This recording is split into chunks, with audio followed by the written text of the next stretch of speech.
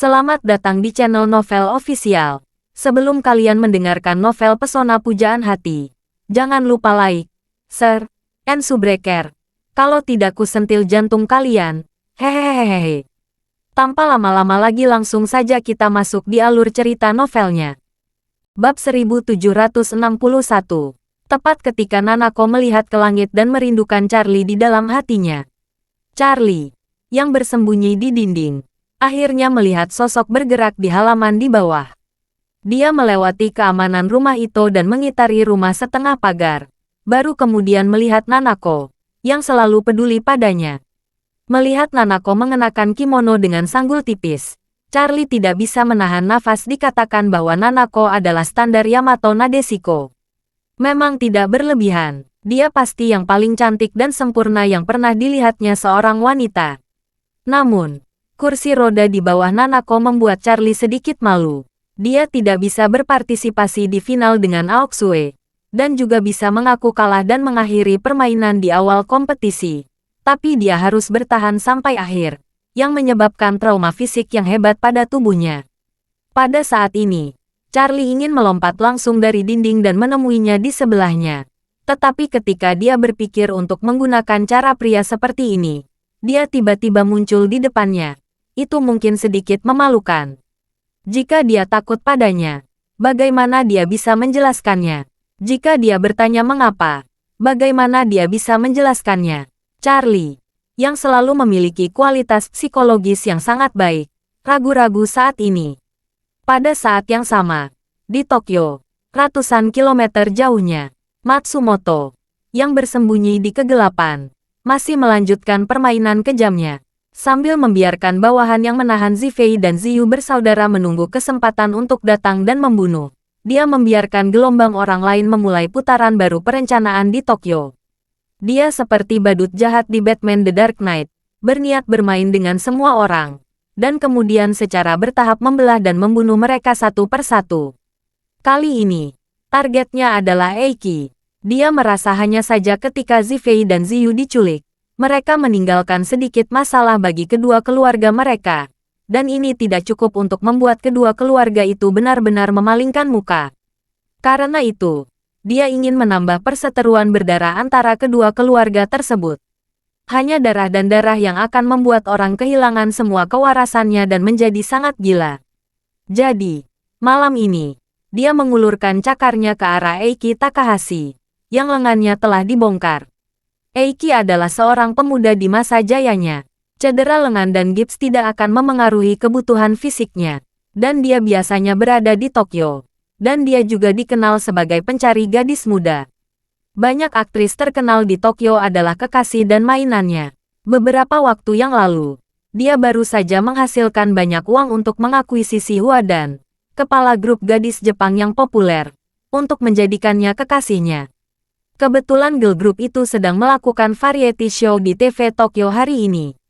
Oleh karena itu, Eiki berniat untuk menyelinap keluar malam ini dan menghabiskan malam bersamanya. Pihak lain sangat ingin menjalin hubungan jangka panjang dengannya, dan tentu saja dia langsung setuju. Jadi, di bawah rangsangan hormon, Eiki mencemooh ayahnya untuk membiarkan dia tinggal di rumah dan menunggu sisa badai berlalu. Dan diam-diam mengatur bawahannya untuk mengusirnya dari rumah dan menuju ke tempat tertinggi yang paling mewah, klub akhir di Shibuya, Tokyo. Bab 1762. Di clubhouse kelas atas itu, dia memiliki kamar pribadi kelas atas yang tetap sepanjang tahun. Kamar ini didekorasi dengan mewah dan tersembunyi serta pribadi. Ini adalah tempat asal dari bintang wanita yang tidak terucapkan sepanjang tahun. Konvoi 3 Rolls-Royce membawa Eiki ke Shibuya, dan Eiki di dalam mobil terlalu bersemangat, menantikan awan asmara yang kuat dan hujan cinta malam ini. Ketika konvoi melewati lorong bawah tanah, sebuah truk biasa tiba-tiba mengerem dan menabrak arah, memblokir seluruh jalan secara horizontal. Beberapa kendaraan komersial hitam melaju tepat di belakang, menghalangi 3 Rolls-Royce keluarga Takahashi. Para pengawal di kendaraan terdepan dan di belakang menyadari bahwa ada yang tidak beres, dan mereka mengeluarkan senjata untuk melindungi Eiki. Namun, di dalam mobil bisnis hitam di belakang, Sekelompok besar orang berbaju hitam dengan senjata otomatis tiba-tiba melompat keluar. Semua senjata api di tangan orang-orang ini adalah senapan otomatis dan senapan mesin ringan mini. Daya tembaknya jauh lebih kuat daripada pengawal keluarga Takahashi. Sebelum pengawal keluarga Takahashi bisa pulih, kedelapan pengawal itu diayak. Saat ini, Eiki di Rolls-Royce tengah sudah syok. Di mobilnya, hanya ada satu pengemudi dan satu asisten. Keduanya adalah orang biasa, dan mereka sama sekali tidak memiliki efektivitas tempur. Dan pihak lain, tidak hanya memiliki sejumlah besar orang, tetapi juga memiliki daya tembak yang sangat kuat, benar-benar menghancurkan. Eiki sangat ketakutan sehingga dia buru-buru menelepon ayahnya dan berkata dengan panik, "Ayah, selamatkan aku. Ayah, aku dikelilingi oleh pembunuh. Datang dan selamatkan aku." Machi Takahashi berseru, "Apa kau tidak di rumah? Di mana pembunuhnya?" Eiki pingsan dan berteriak, "Ayah, aku di luar, dalam perjalanan ke Shibuya. Aku dikelilingi dan diserang oleh orang-orang, dan pengawalnya mati. Mereka sudah mendatangi saya. Ayah, Anda memikirkan cara untuk menyelamatkan saya. Saya tidak ingin mati." Machi Takahashi hanya merasa langit berputar, dan dia meraung dengan suara serak, "Katakan pada mereka. Saya bisa memberi mereka tidak peduli berapa banyak yang mereka minta. Selama mereka menahanmu selamanya." Begitu suara itu turun, sekelompok orang berbaju hitam sudah mengepung Rolls-Royce tempat Takahashi naik. Eiki bergegas keluar dari mobil dan berteriak histeris, "Tolong jangan bunuh aku." Ayahku berkata, "Tidak peduli berapa banyak uang yang kamu inginkan, dia bisa memuaskanmu."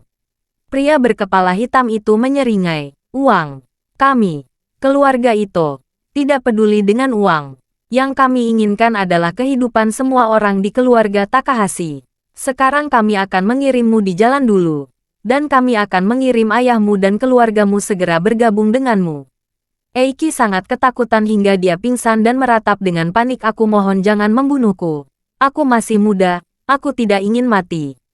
Machi Takahashi juga berteriak sekuat tenaga di telepon, "Lepaskan anakku. Sesuatu datang padamu." Pria berkepala hitam itu mencibir, "Oh, Anda masih berbicara di telepon dengan Presiden Takahashi. Itu bagus, Presiden Takahashi. Dengarkan saja jeritan putus asa putra Anda sebelum kematiannya. Bagaimanapun, dia menghancurkan kaca Rolls-Royce dengan pistol. Tetapi saat pistol itu diarahkan ke Eiki, melihat air mata di wajah Eiki, dia tiba-tiba mengambil pistolnya kembali." Eiki mengira dia telah berubah pikiran dan berseru dengan penuh semangat, "Berapa yang kamu inginkan? Jika kamu mengatakan angka, ayahku akan segera memberimu uang." Iya, Takahashi berpikir bahwa segala sesuatunya telah menjadi lebih baik, dan berseru, "Aku bisa memberimu 100 juta. Serahkan sekarang." Pria berbaju hitam itu terkekeh dan berkata dengan muram, "Keduanya terlalu banyak berpikir. Aku hanya ingin mengubah cara bermain." Setelah itu, dia berbalik untuk melihat anak buahnya dan berkata dengan dingin, "Kemarilah dengan 2 barel bensin dari bagasi, dan saya akan membakarnya bersama dengan orang-orang dan mobil." Bab 1763. 5 menit berikutnya adalah 5 menit yang paling menyakitkan, menderita, dan runtuh dari kehidupan Takahashi. Dia tidak berani menutup telepon, karena dia tahu bahwa suara berikutnya yang dia dengar mungkin adalah suara terakhir yang ditinggalkan putranya di dunia. Namun, dia juga sangat jelas di dalam hatinya bahwa pihak lain akan menyiksa putranya sampai mati dan membuatnya menderita kesakitan yang luar biasa ketika dia meninggal. Sebagai seorang ayah, apakah dia benar-benar ingin mendengarkan jeritan terakhirnya di telinganya? Tetapi dia tidak bisa berbuat apa-apa dan tidak punya pilihan. Segera setelah itu, si pembunuh menuangkan bensin ke dalam Rolls-Royce tempat Eiki duduk, dan bahkan teriakan histeris Eiki di dalam mobil sama sekali tidak dihiraukan. Setelah semua bensin dituangkan, pemimpinnya mengeluarkan sebungkus rokok dan sekotak korek api, menyalakan rokok dengan dingin, menyesapnya dengan keras, dan kemudian melemparkan batang korek api yang masih menyala ke jendela. Rolls-Royce yang sangat mewah berubah menjadi insinerator dalam sekejap, dan nyala api di dalamnya bahkan menyembur keluar dengan panik. Di dalam mobil, teriakan Eiki, asistennya, dan pengemudinya bagai neraka di bumi. Machi Takahashi di ujung telepon menangis. Dan jeritan itu berlangsung lebih dari 1 menit sebelum akhirnya dia tidak bisa mendengarnya. Takahashi tahu betul bahwa putranya telah meninggal. Bahkan mungkin saja mati tanpa seluruh tubuh. Pada saat ini, amarah pembalasan membakar kewarasannya. Takehiko, Anda membunuh anak saya. Saya akan membunuh keluarga Anda. Karena itu, dia segera menelepon patriark sementara dari keluarga Tenglin. Dan begitu dia berbicara, dia berkata dengan suara dingin, keluarga itu membunuh anakku. 4 anggota keluarga Tenglin, termasuk Tenglin Zhengze. Juga karena dia, aku ingin kamu membunuh putri Takehiko dulu. Dan kemudian membunuh Takehiko, anjing tua itu juga. Suara pihak lain tiba-tiba bergetar mer. Takahashi, jangan khawatir. Orang-orang kami sedang melihat-lihat rumah keluarga itu di Kyoto. Putri Takehiko belum meninggalkan tempat itu. Kita bisa membunuhnya malam ini. Machi Takahashi meraung serak, bunuh dia sekarang. Aku ingin kamu membunuhnya sekarang. Aku ingin kau memenggal kepalanya hidup-hidup. Dan kemudian mengirimiku videonya. Takehiko, biarkan aku mendengar dengan telingaku sendiri kematian tragis putraku. Aku ingin dia melihat kepala putrinya di tempat yang aneh. Pihak lain segera berkata, oke Tuan Takahashi. Saya akan memerintahkan mereka untuk membunuh Nanako.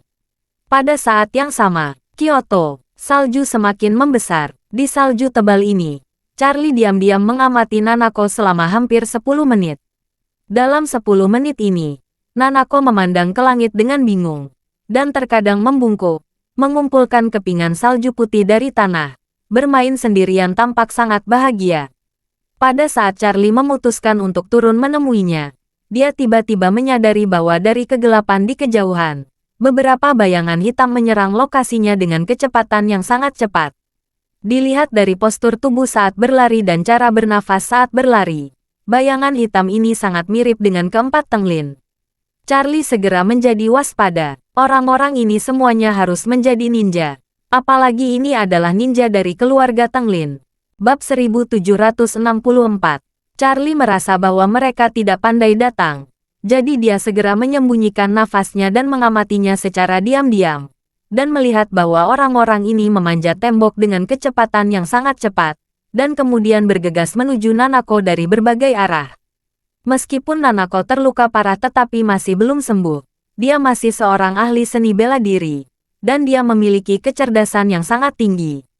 Dia sudah memperhatikan 6 orang ini sebelum mereka mendekat. Saat ini, Nanako ingin berteriak dan memanggil pengurus rumah dan pengurus rumah dari halaman lain untuk membantu. Tetapi ketika dia akan meminta bantuan, dia tiba-tiba menyerah. Sebab, dia sudah melihat dari sosok ke-6 orang ini bahwa orang-orang ini semuanya ninja tanpa kecuali. Meski ada ninja di keluarganya, mereka semua ada di Tokyo, bukan di Kyoto. Kekuatan ninja sangat kuat, dan kemampuan tempur sebenarnya lebih kuat. Bahkan sebelum dia terluka, dia tidak bisa mengalahkan ninja biasa, apalagi ada 6. Dan tampaknya mereka memiliki setidaknya kekuatan ninja level menengah. Hampir pada saat ini, Nanako mengerti bahwa untuk mengumpulkan semua orang di mansion ini, itu mungkin bukan lawan dari 6 orang ini. Dalam hal ini, mengapa repot-repot meminta bantuan dan membiarkan orang lain mati untuknya? Bagaimanapun, sekelompok orang ini datang padanya pada pandangan pertama. Jadi, tepat ketika 6 orang ini hampir bergegas ke Nanako, dia berbicara dengan tidak rendah hati dan tidak kuat. Kalian para senior, jika kamu datang untuk membunuhku, maka aku bisa bekerja sama, tapi tolong biarkan orang lain di rumah ini menjadi terhindar. Sebagian besar kehidupan manusia bukanlah anak-anak dari keluarga itu, tetapi hanya pembantu yang bekerja di dalam keluarga. Pemimpinnya mencibir, saya sudah lama mendengar bahwa putri tertua dari keluarga itu luar biasa. Saat aku melihatmu hari ini, sungguh kau luar biasa. Setelah itu, dia menghunus pedangnya dan berkata dengan dingin, memang benar kami di sini untuk mengambil hidupmu agar ayahmu membayarnya. Dia diam-diam membunuh 4 anggota keluarga Tenglin dan majikan tertua Takahashi.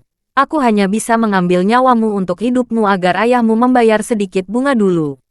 Charlie terkejut saat mendengar ini. Apa? Eiki sudah mati. Sepertinya setelah dia meninggalkan Tokyo, Tokyo sama sekali tidak damai. Pada saat ini, Nanako, yang dikelilingi oleh 6 orang di halaman. Berseru, "Tidak mungkin. Ayahku jelas bukan orang seperti itu. Masalah ini pasti kesalahpahaman lain." Salah paham. Pria itu mengertakkan gigi dan mengutuk. Dia membekukan 4 tuan dari keluarga Tenglin menjadi es loli berbentuk manusia dan membakar tuan muda dari keluarga Takahashi menjadi minuman bersoda. "Katakan padaku ini adalah kesalahpahaman," Nanako berkata dengan tegas. "Saya kenal ayah saya. Meskipun dia bukan orang yang baik, dia setidaknya memiliki intinya. Bahkan jika dia adalah musuh, dia jujur dan tidak akan pernah melakukan hal-hal yang menyakiti orang dengan panah rahasia." Pria itu mencibir dan berkata, "Mengenal orang lain, mengetahui wajah dan tidak mengetahui hati. Anda mungkin tidak benar-benar memahami Takahiko.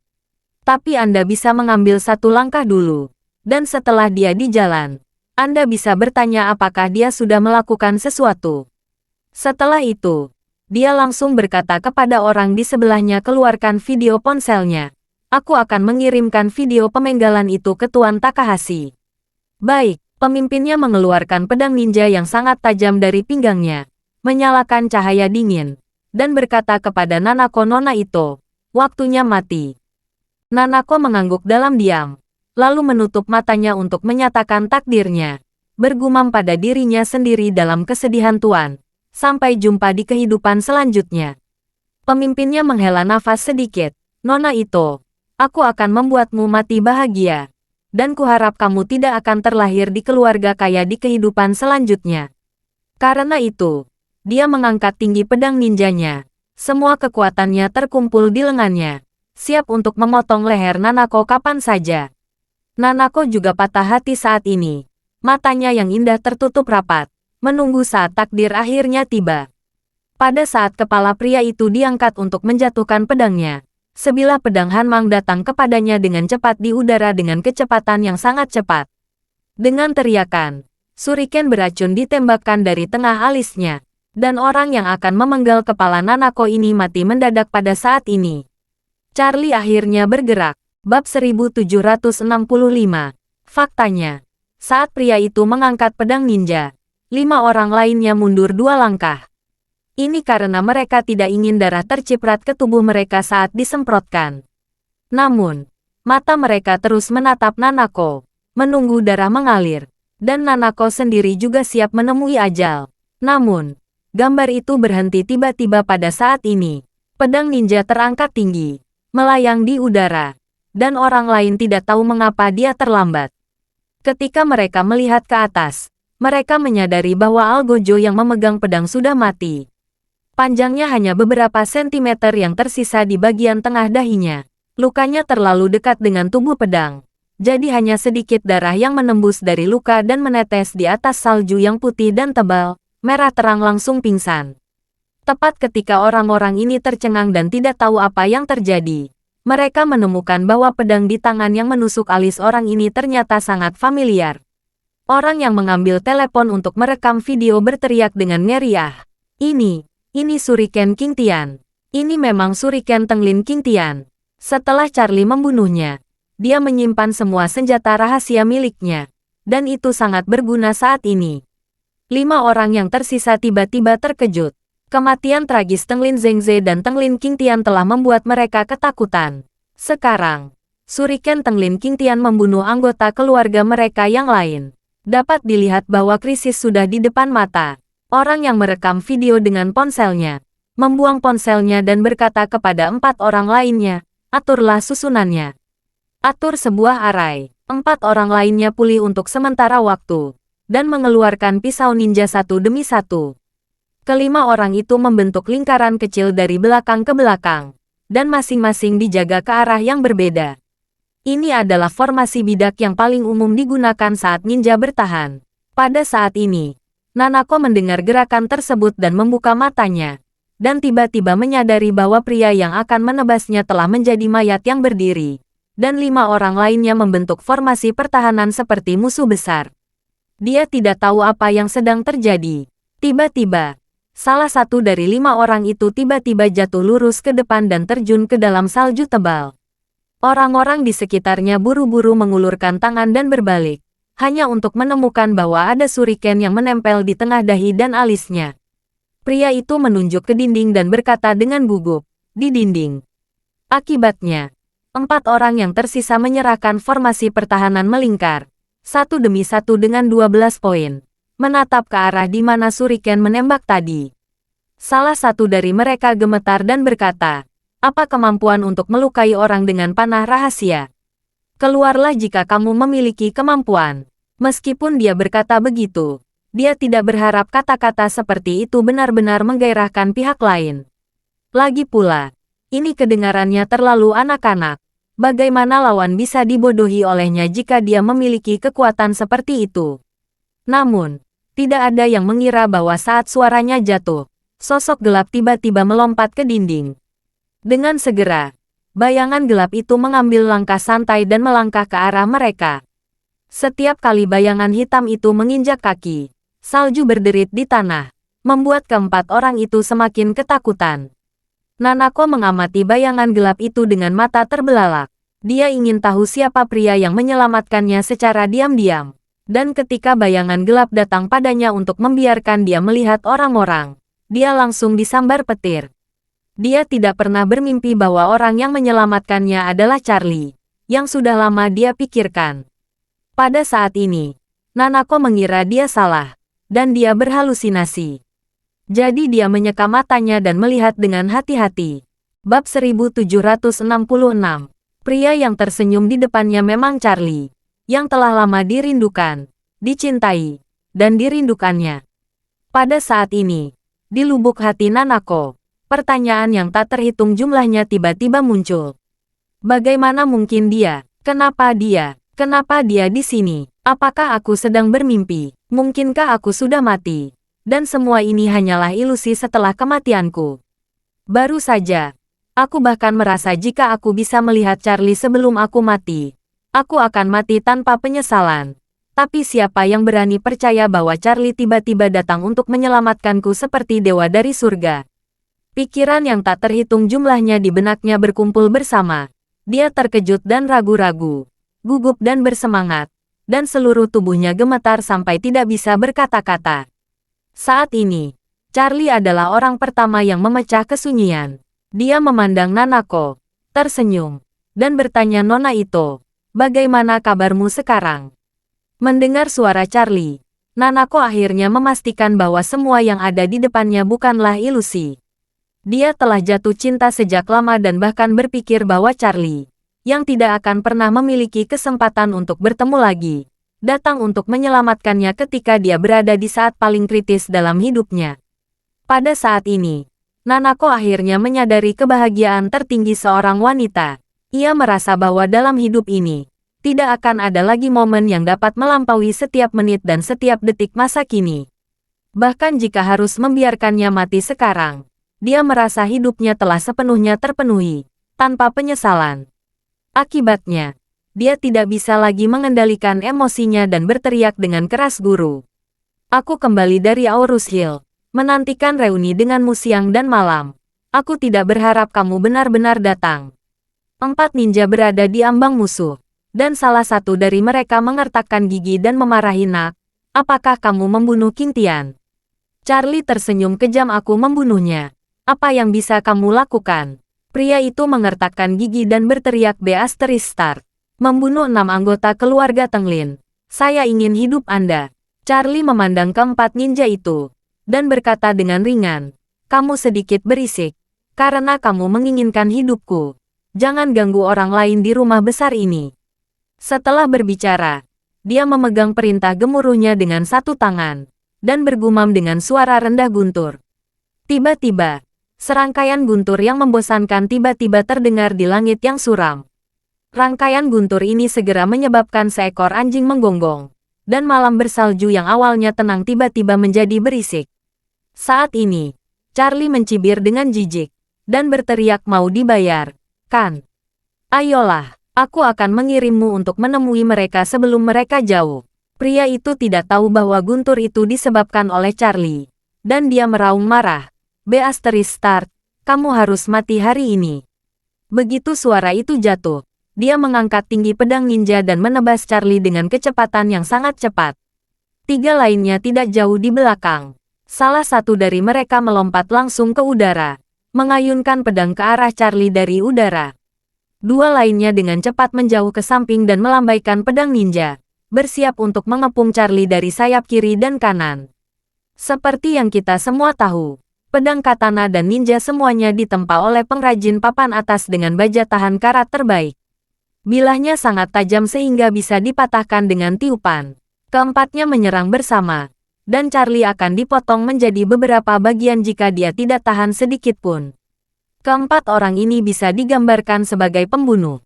Nanako melihat 4 cahaya dingin yang menakutkan di langit malam dan berteriak, "Ngeri Tuan, hati-hati." Bab 1767. Keempat ninja dari keluarga Tenglin semuanya merasa bahwa kali ini mereka pasti bisa memberi Charlie pukulan yang pasti. Dan Nanako juga mengangkat hatinya ke tenggorokannya, karena takut akan kecelakaan Charlie. Baginya, bahkan jika dia mati, dia tidak akan pernah membiarkan Charlie melukai dirinya sendiri. Pada saat ini, Charlie tiba-tiba mundur beberapa meter di tempat. Kecepatannya membuat keempat ninja itu terpana. Mereka sendiri preemptif, dan mereka lebih cepat dari Charlie dalam hal waktu mulai. Selain itu, mereka semua memiliki pedang ninja sepanjang hampir 1 meter di tangan mereka, yang tidak diragukan lagi akan memperkuat jangkauan serangan mereka, memungkinkan mereka memanfaatkan kesempatan untuk bergerak lebih cepat. Menurut pemahaman mereka, hampir tidak mungkin bagi siapapun untuk melarikan diri saat ini. Ini seperti peluru yang akan mengenai dia sehingga orang normal tidak bisa melarikan diri. Namun, Charlie berhasil. Pada saat yang sama Charlie mundur dengan cepat. Token petir sudah ada di sakunya. Kemudian, tangan kiri dan kanannya tiba-tiba mencabut 2 pedang di tangannya, dan menembak satu di udara. Dan yang ada di depan 4 orang di depannya dengan kecepatan tinggi. Ketika keduanya mendengar suara shuriken menerobos udara, dan melihat cahaya dingin terbang dengan kecepatan ekstrim, mereka saling mengingatkan hati-hati. Segera setelah itu, mereka berdua hendak mengelak ke kedua sisi, saat mereka merasakan sakit yang tajam di hati mereka. Orang yang naik ke udara jatuh dengan cepat, dan orang yang pertama kali bergegas menuju Charlie juga langsung berlutut. 2 orang yang berlipat ganda di sayap kiri dan kanan dikejutkan oleh situasi di depan mereka. Siapa yang bisa membayangkan bahwa orang ini bergerak begitu cepat, benar-benar melebihi mereka lebih dari 1 tingkat. Awalnya adalah tim berempat yang penuh percaya diri, tetapi mereka tidak menyangka bahwa bahkan bulu dari pihak lain bahkan tidak bersebelahan, dan dia akan mematahkan keduanya lagi. Dalam keadaan ini, keduanya tahu bahwa tidak ada kesempatan untuk menang sama sekali, dan mereka terus menyerang secara membabi buta. Tidak ada cara lain selain mati. Alhasil, keduanya bertukar pandang, lalu tiba-tiba berhenti. Pada saat yang sama, mereka mengeluarkan bola seukuran bola pingpong dari saku mereka dan membantingnya ke tanah. Segera setelah itu, bola meledak dengan cahaya yang menyilaukan, dan semburan asap hitam dan tebal lainnya menyala. Keduanya memanfaatkan penutup dari 2 awan asap ini, berbalik dan melarikan diri. Charlie mencibir, dan mencabut 2 pedang terakhir dari kulit sapi tanpa terburu-buru, dan menembakkannya ke 2 selubung hitam kabut. Mereka berdua benar-benar melarikan diri saat ini, tetapi mereka tidak menyangka suara terobosan udara masih terdengar di belakang kepala mereka, dan kecepatan menerobos udara sangat cepat, hampir membuat mereka kilatan cahaya. Saat ini, hanya ada satu pikiran di benak mereka sudah mati. Seperti yang diperkirakan, pedang di kedua tangan menusuk punggung keduanya. Racun yang dioleskan pada bilahnya menyebar dengan cepat, dan mereka berdua mati dalam sekejap. Pada saat ini, guntur samar di langit terus berlanjut. Oleh karena itu, apa yang terjadi di halaman Nanako tidak mengganggu orang lain di mansion. Melihat ke-6 orang ini telah benar-benar mati, Charlie akhirnya menghela nafas lega.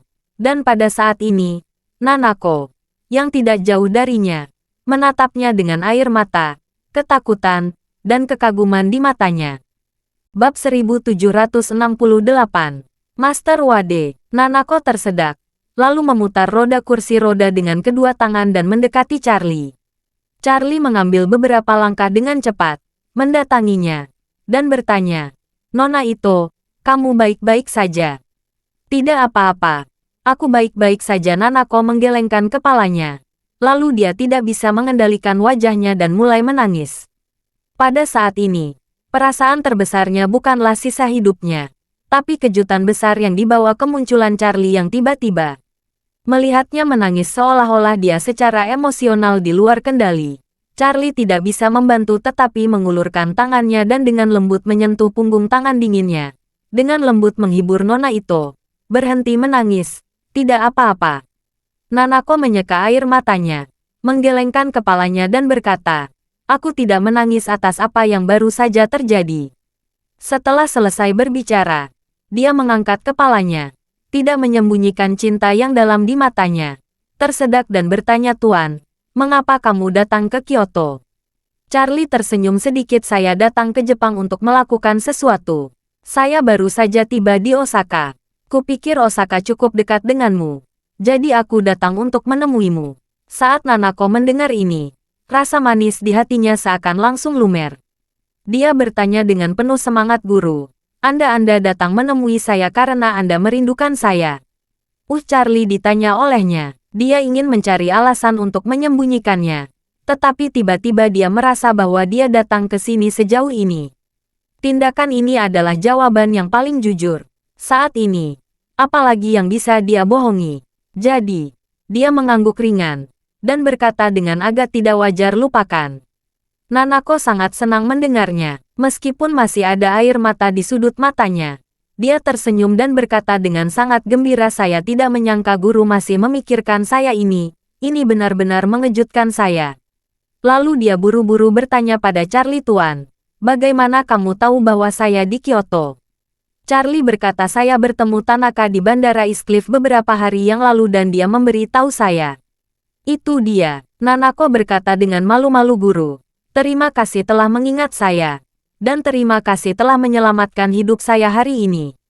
Charlie tersenyum sedikit dan berkata, "Kamu tidak perlu begitu sopan. Angkat saja tanganmu." Setelah berbicara, Charlie bertanya lagi padanya, "Saya pikir Anda telah duduk di kursi roda. Apakah tubuh Anda belum pulih?" "Iya," Nanako mengangguk lembut. "Sejak terakhir kali saya menyelesaikan game dengan Aoksue, saya terluka parah. Saya dirawat di Tokyo untuk jangka waktu tertentu. Saya keluar dari bahaya. Tetapi tubuh saya masih gagal pulih. Cederanya, mungkin saja, akan membutuhkan waktu penyembuhan yang lama untuk menjadi lebih baik." Charlie mengangguk dan berkata dengan serius, "Sebenarnya, saya datang menemui Anda kali ini terutama untuk membantu Anda menyembuhkan luka Anda." "Aku tidak menyangka akan menemui hal seperti itu." Nanako tersenyum penuh terima kasih dan berkata dengan lembut, "Guru, luka saya telah dilihat oleh dokter terbaik di Jepang. Yang mereka maksud adalah sangat jarang menyelamatkan mukaku. Dengan metode medis yang ada, sangatlah sulit. Biarkan saya pulih kembali. Jika saya bisa menyingkirkan kursi roda dalam beberapa tahun, itu akan dianggap sebagai keajaiban medis."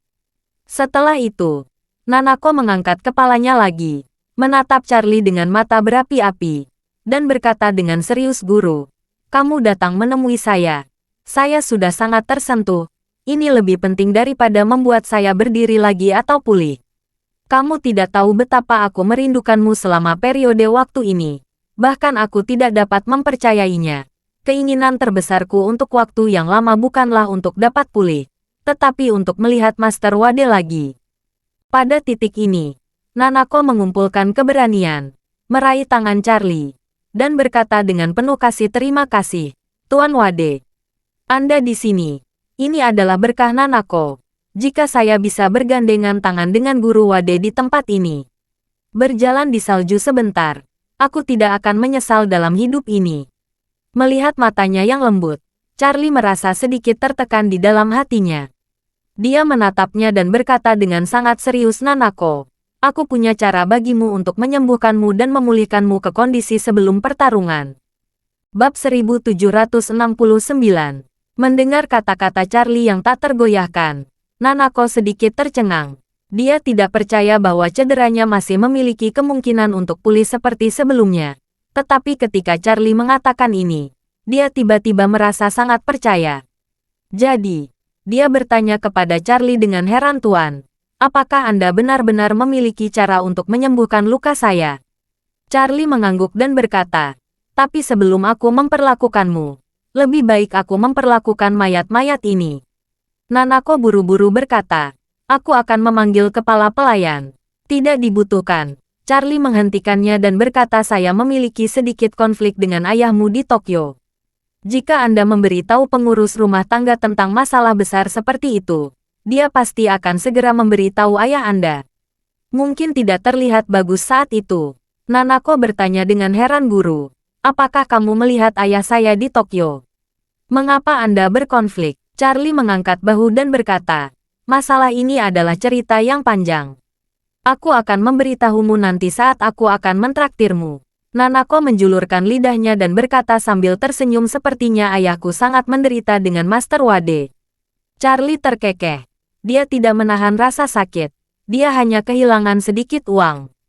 Nanako tersenyum dan berkata, "Tidak masalah. Dia tidak kekurangan uang. Dan tidak masalah sama sekali untuk kehilangan." Charlie terbatuk dan berkata, "Dia kehilangan 4,5 miliar USD.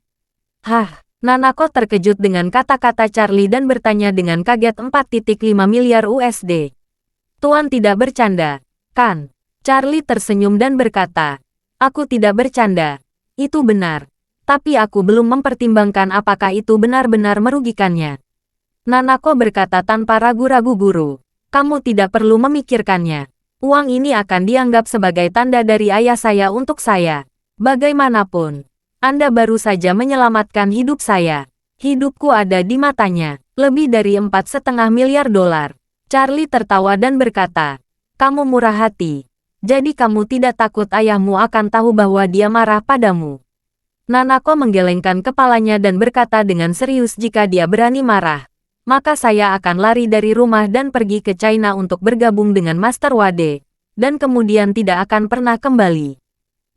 Charlie langsung tidak bisa berkata-kata. Dia tidak tahu apakah Nanako bercanda atau serius. Jika dia serius, dia secara alami akan rela jauh di dalam hatinya. Tapi dia tidak bisa menjelaskan kepada Claire.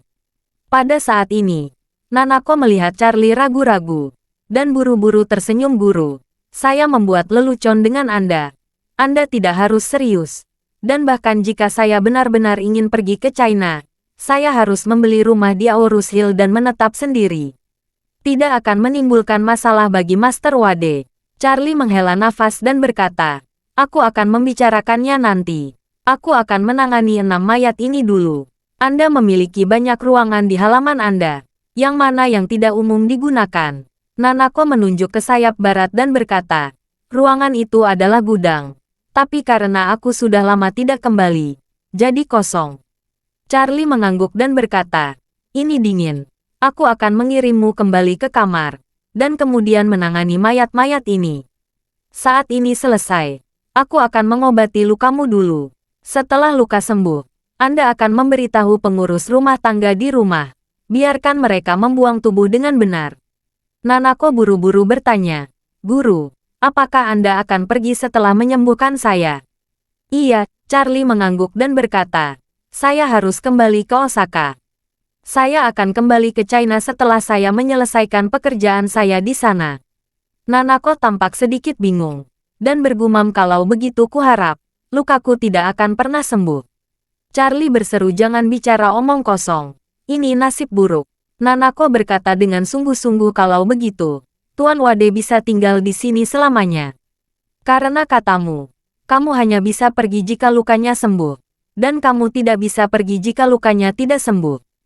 Charlie menatapnya dengan senyum tak berdaya, dan berkata, "Jangan khawatir, aku pasti akan menyembuhkanmu." Bab 1770. Nanako bertanya pada Charlie, "Tuan, apakah saya punya kesempatan untuk bertemu denganmu lagi di masa depan?"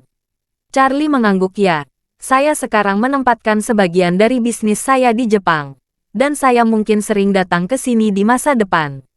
"Itu hebat," Nanako berkata dengan gembira.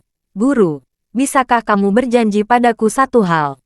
Charlie berkata, "Katakan." Nanako buru-buru berkata, aku harap kamu bisa memberitahuku setiap kali kamu datang ke Jepang. Jika Anda merasa nyaman, saya harap Anda mengizinkan saya untuk melihat Anda. Selain itu, jika saya datang ke China, jika guru juga nyaman, izinkan saya untuk bertemu dengan Anda, oke? Charlie sedikit tersenyum. Tidak masalah. Aku berjanji padamu. Nanako bersorak seperti seorang gadis kecil dan berkata, kalau begitu aku akan sering bertemu Tuan Wade di masa depan. Charlie tersentuh oleh senyum manisnya, dan suaranya menjadi lembut. Dia tersenyum dan berkata, oke, saya akan mengirim Anda kembali ke kamar dulu. Dan saya akan datang untuk membantu Anda sembuh nanti. Segera, di bawah bimbingan Nanako, Charlie mendorong kursi rodanya dan mengirimnya kembali ke kamarnya. Kamar Nanako memiliki tata letak klasik khas Jepang. Seluruh rumah terbuat dari lantai kayu alami, yang bersih dan rapi serta sederhana dan elegan. Ada meja teh di lantai di dalam kamar, serta lemari buku gaya Jepang dan meja merangkai bunga. Di dinding ruangan, ada banyak karya kaligrafi yang sepertinya ditulis oleh Nanako. Charlie mengirimnya kembali ke kamar dan membantunya masuk ke kamar. Untuk mencegah Nanako jatuh, Charlie memegang tangannya dengan satu tangan, dan menopang pinggangnya dengan satu tangan. Kontak intim seperti itu membuat jantungnya berdegup kencang, dan di saat yang sama membuat dua awan merah Nanako mengapung di wajahnya. Charlie begitu mendukung Nanako, dan atas permintaannya, dia membantunya duduk di kasur di meja teh. Di atas meja teh, ada satu set-set teh Jepang yang indah dan pembakar dupa kecil. Setelah Nanako duduk, Charlie berkata, tunggu aku akan menangani mayat di luar. Nanako memandang Charlie dengan malu-malu, dan berkata, guru, kesehatan saya buruk dan tidak dapat membantu Anda. Jadi saya akan membuat secangkir teh dan menunggu Anda minum. Charlie mengangguk, lalu berbalik dan meninggalkan ruangan. Pada saat ini, 6 mayat yang terbaring di salju setengah terkubur oleh salju. Charlie dengan hati-hati memindahkan mayat ke ruang penyimpanan, lalu melangkah kembali ke kamar Nanako. Ketika dia kembali, ruangan itu sudah dinyalakan dengan dupa kayu cendana yang lembut dan tenang. Dan Nanako dengan hati-hati menyikat bubuk matcha dengan mangkuk dan sikat teh ala Jepang. Melihat Charlie masuk, dia buru-buru berkata kepadanya, Tuan, silakan duduk. Charlie mengangguk dan duduk bersila di kasur di depannya. Sambil menyikat bubuk matcha, Nanako berkata kepadanya, upacara minum teh di Jepang mungkin tidak sama dengan upacara minum teh Cina. Teh di sini diseduh dengan bubuk matcha. Tidak tahu apakah Tuan Wade biasa meminumnya. Charlie tersenyum dan berkata, aku mencicipi upacara minum teh Jepang dengan orang tuaku ketika aku masih muda. Dan secara pribadi aku merasa cukup baik. Nanako mengangguk, tersenyum dan berkata, itu bagus. Dengan mengatakan itu, Nanako akan membuat teh untuk Charlie.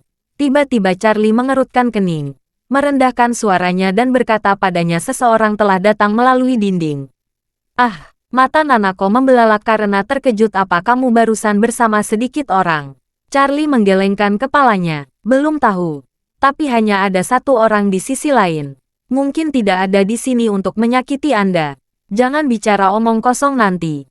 Kami akan melakukan apa yang kami lakukan. Terima kasih sudah mendengarkan cerita novel Pesona Pujaan Hati. Sampai jumpa di novel selanjutnya.